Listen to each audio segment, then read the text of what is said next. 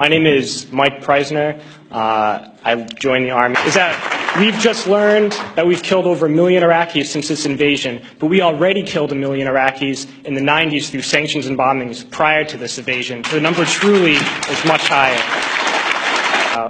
And we've heard a lot about different raids and kicking down the doors of people's houses and ransacking their houses. But this mission was different, a different kind of raid.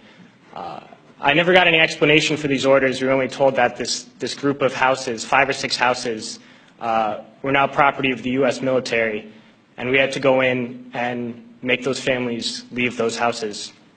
So we went to these houses and informed the families that those homes were no longer their homes. We provided them no alternative, nowhere to go, no compensation, and they were very confused and very scared and did not know what to do and would not leave, so we had to remove them from those houses. One family in particular, a woman with 2 small girls, a very elderly man and 2 middle-aged men, we dragged them from their houses and threw them onto the street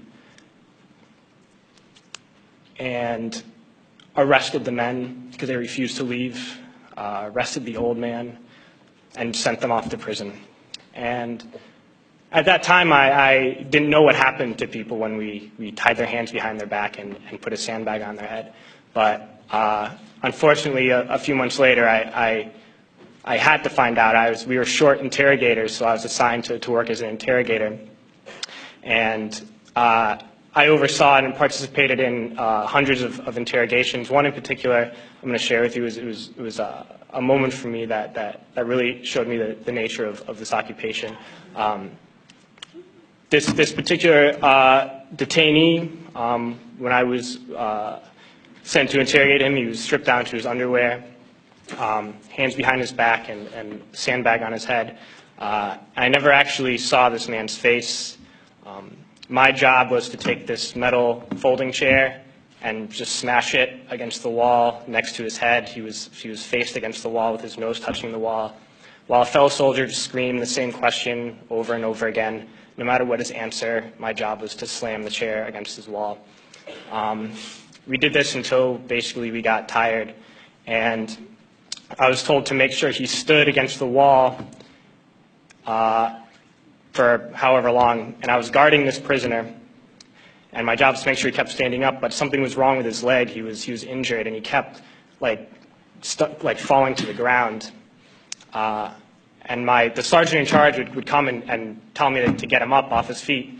So I'd have to pick him up and put him against the wall.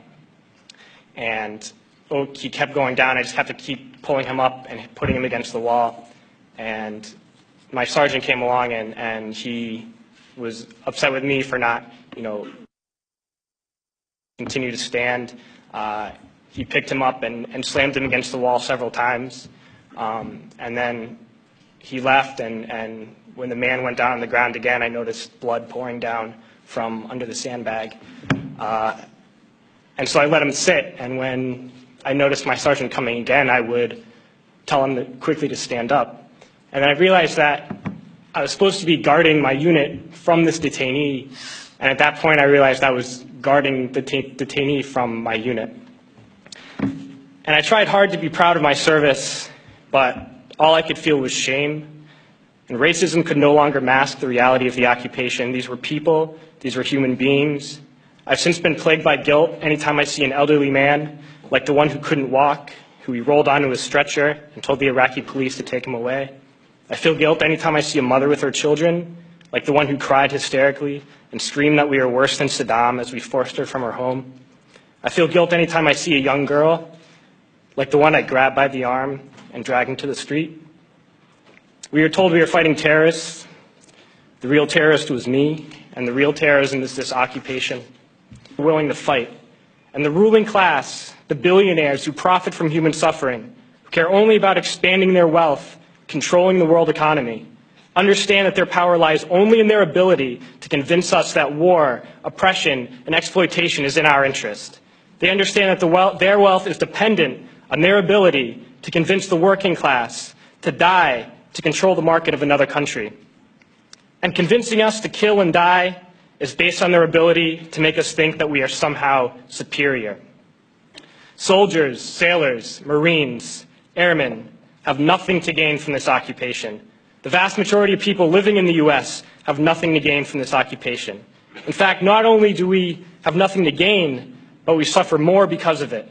We lose limbs, endure trauma, and give our lives. Our families have to watch flag-draped coffins lowered into the earth.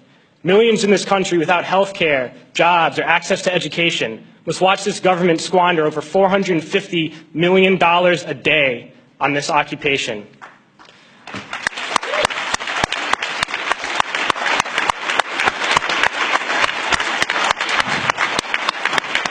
Poor and working people in this country are sent to kill poor and working people in another country to make the rich richer. And without racism, soldiers would realize that they have more in common with the Iraqi people than they do with the billionaires who send us to war. I threw families onto the street in Iraq, only to come home and find families thrown onto the street in this country, in this tragic and unnecessary foreclosure crisis. We need to wake up and realize that our real enemies are not in some distant land. They're not people whose names we don't know and cultures we don't understand. The enemy is people we know very well and people we can identify. The enemy is a system that wages war when it's profitable. The enemy is the CEOs who lay us off from our jobs when it's profitable. It's the insurance companies who deny us health care when it's profitable. It's the banks who take away our homes when it's profitable. Our enemy is not 5,000 miles away. They are right here at home. And if we organize and fight with our sisters and brothers, we can stop this war, we can stop this government, and we can create a better world.